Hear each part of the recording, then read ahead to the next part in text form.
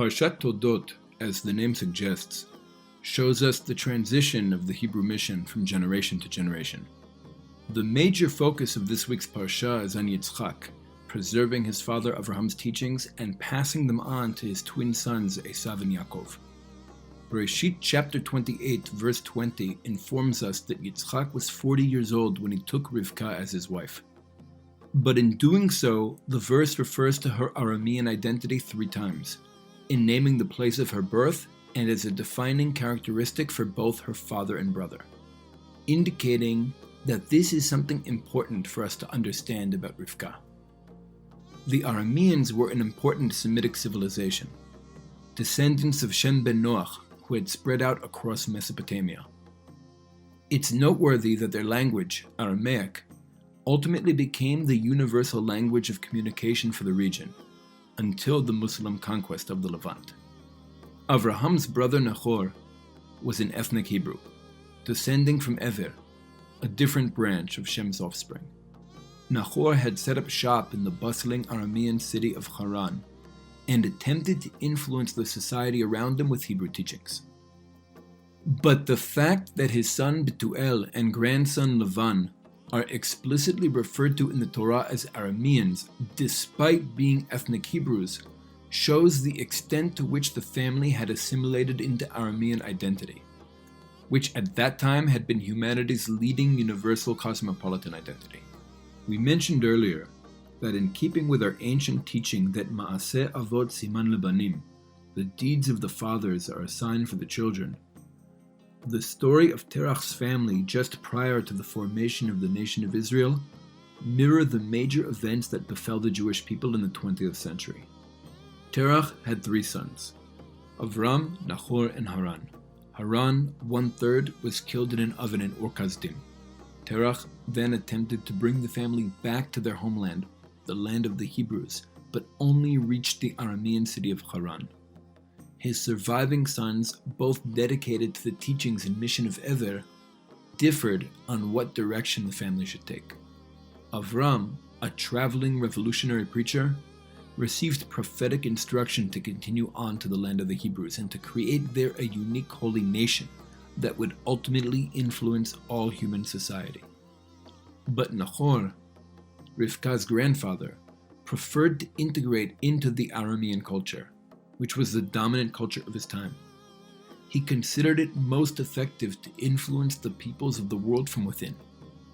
It's important to note that this point of view, Galut Lishma, exile with a purpose, was later championed by Rav Shimshon Raphael Hirsch, who had lived in 19th century Germany and argued that the calling of the Jewish people was to live among the enlightened nations and to influence them from within. We can also see this perspective alive and well today amongst many Jewish leaders in the United States. But Naḥor didn't manage to survive as a Hebrew. In his family's self-identification as Arameans, we see a very classic Jewish temptation to forget Hebrew uniqueness and become quote-unquote normal people by assimilating into dominant host cultures. It's also important to note that this phenomenon shouldn't be limited to Jews living outside their own country. In today's more globalized world, we even see a significant number of Israelis desiring to throw off their Jewish uniqueness and become normal people or a normal country by assimilating into the dominant global culture. In any event, we can say to a certain extent that Rivka brought this aspect of Aramean identity into Yitzḥak's family. This is because the cosmopolitan side of Hebrew identity is crucial for our mission and must have its place in comprising Israel's national makeup. It's of course problematic when this cosmopolitan feature of our identity becomes too dominant, as we can see from many recent and contemporary examples. But it's important that this be present as part of our larger holistic identity. Because narrow nationalism on its own wouldn't really fit the Jewish people or serve our universalist mission, we see that both Yitzḥak and Yaakov took wives from the house of Naḥor, so that in establishing the nation of Israel, the specifically Hebrew component of our identity would be most dominant, but a measure of cosmopolitanism would also be present in our national roots to pull us towards engagement with the outside world.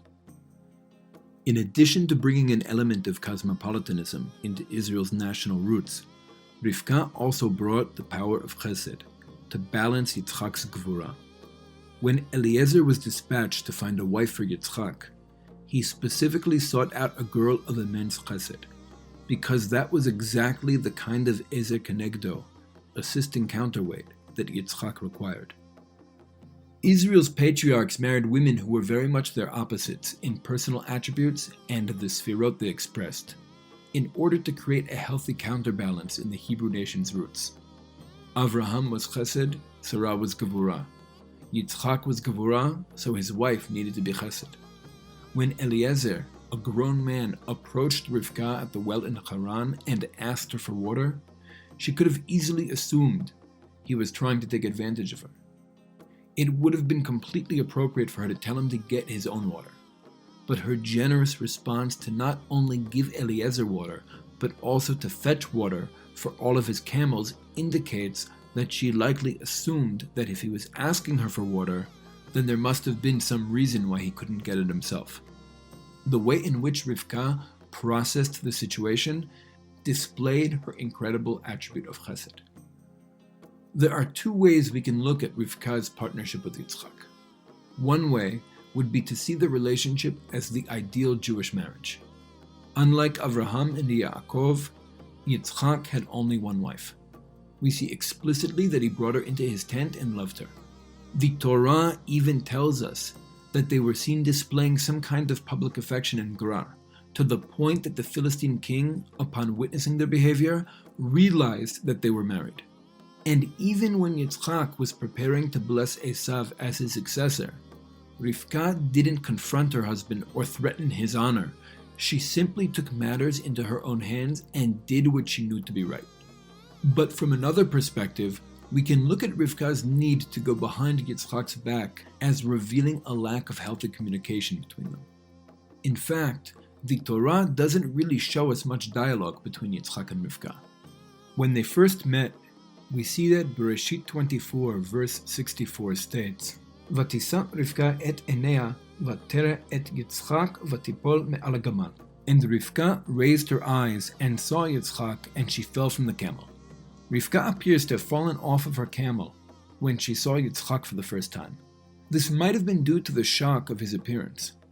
We already learned that Yitzḥak's nefesh, his outer soul, never came back from the Akedah, and that he essentially became a man of the world to come, acting as a living, breathing person fully involved in the day-to-day realities of this world. This might have caused him to display a powerful spiritual charisma shining through his face and body that took Rivka by surprise when she first saw him. And despite the fact that Yitzḥak was fully able to engage in this world successfully, it also might have made regular communication with him difficult. Yitzḥak was likely a hard man to have a relationship with. Exemplifying the trait of gevura, Yitzḥak's nature was to set boundaries and seek justice and preserve and transmit his father's teachings to the next generation. He was a highly successful farmer, a profession avoided by the other patriarchs but later central to the nation following its conquest of the land. He was a man of vision and ideals, but might have been challenged when it came to interpersonal relationships. There might have been times when this even worked to his advantage. Unlike his father Avraham, Yitzḥak had a hard time dealing with the Plishtim, with the Philistines. They didn't respect him as they respected his father, certainly not when he lived among them. They resented the wealth he acquired and viewed his success as coming at their expense. In many ways, we can see Yitzḥak's experiences in Philistine territory as foreshadowing later Jewish experiences in exile. But when Yitzḥak finally moved away to Beersheba, on the border of Philistine territory, he became recognized and respected as a spiritual leader. Suddenly, Avimelech, the king of the Philistines, wanted to make peace and forge an alliance with Yitzḥak. As we said, Ma'aseh avot siman lebanim. The deeds of the fathers are a sign for the children. When Jews try to live amongst Gentile nations, it's very hard for us to achieve success without inviting jealousy or hatred. Part of it might also be that it's near impossible for us to be our true selves when living in foreign lands away from our natural habitat. But when Jews return to our land and are able to succeed as our true selves, the possibility exists for other nations to recognize what we are and desire a healthy connection with us. In any case, after marrying Yitzḥak, it took Rivka 20 years to become pregnant. But when she finally did, she discovered that she was carrying twins. Whenever she'd pass a house of idol worship, one of the twins would agitate to escape her womb, and whenever she passed the yeshiva of Shem and Ever, the other would do the same. She didn't tell her husband or father-in-law about this, but according to our sages, she went to inquire of Shem and Ever, and in response, Rivka received an important prophecy that spoke about her unborn twins as two mutually hostile civilizations whose values would be in direct conflict for most of history. Our sages identify Esav with the civilization that first gained dominance as the Roman Empire, conquered Europe through Christianity, and then evolved into the modern West. Our sages further teach that the civilizations of Esav and Yaakov cannot be simultaneously dominant on the world stage. They're constantly subordinating one another, and when either rises, the other must fall. History has shown us that not only the nations, but also their cultures and values have perpetually been in conflict. The prophecy Rivka received guaranteed that the younger twin will eventually triumph. The story of Esav and Yaakov growing up is complicated. Until the age of 15, when their grandfather Avram left our world, they both appeared to be loyal to their family's teachings and mission. Esav was clearly the leader of the two, but following the loss of Avram, their paths began to separate. The differences between Esav and Yaakov came from the duality of their parents Yitzḥak and Rivka. Yitzḥak was a man of Gvura, who advanced in life by constantly refining this attribute and subordinating it to ḥesed. Just as Avraham had to separate between pure and impure ḥesed, so did Yitzḥak have to separate between pure and impure Gvura.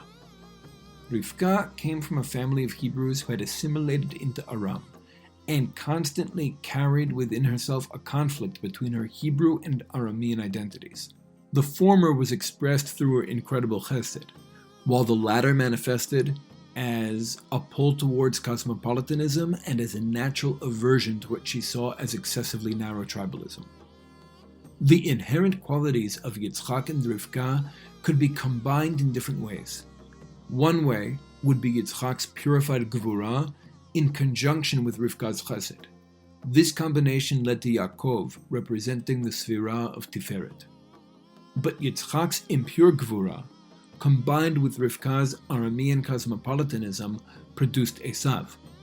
The excessive Gvura would later be expressed in the Roman Empire's penchant for violence and cruelty in the name of order, which will ultimately seek balance through the adoption of Christianity, a religion of ḥesed. Combined with the Aramean component inherited from his mother, Esav's impure Gvura would ultimately be driven towards an imperialist universalism that demands human uniformity.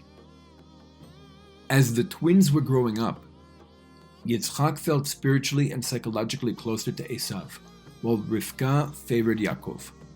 Yitzḥak actually understood the birth of twins to mean the Hebrew nation would consist of two main tribes, and it was his hope that Esav and Yaakov would form Israel together and take on roles similar to the tribes of Ephraim and Levi. Esav would be the economic, political, and military leader, while Yaakov would be the spiritual leader. And at least until the age of 15, this seemed to find expression in how the twins interacted. Esav would impressively hunt and work the land, while Yaakov would stay home to study and prepare food for the family. But a major difference between the two could actually be found in the fact that Esav was a static personality. Although he might have seemed far more impressive as a young man, he had already reached his potential for growth. Yaakov, on the other hand, spent his entire life advancing towards perfection. His potential was therefore significantly greater than Esav's. We can see this difference between Esav's completeness and Yaakov's dynamism expressed in the civilizations each brother produced. European philosophy, for example, tends to strive for all concepts and ideas to be well-defined, complete, and neatly organized. But Hebrew spiritual constructions, as seen in both the Talmud and the Kabbalistic literature, tend to always be unfinished and require further development.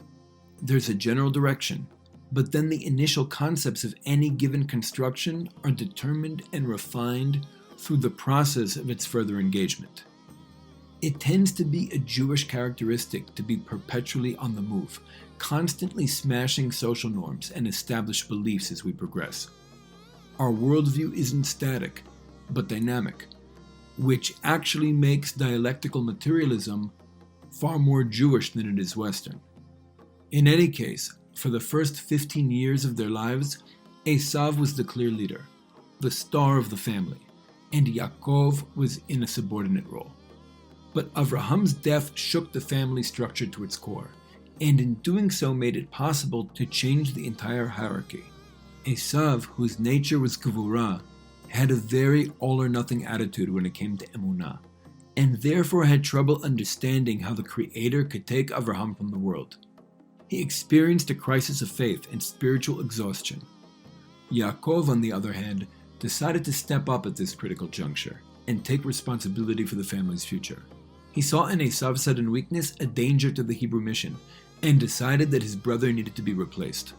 The agreement to trade some red lentil stew in exchange for Esav's birthright, his position of leadership, was not Yaakov taking advantage of his brother, as is commonly understood in the West, but actually assuming responsibility for the family and taking his first step towards leadership.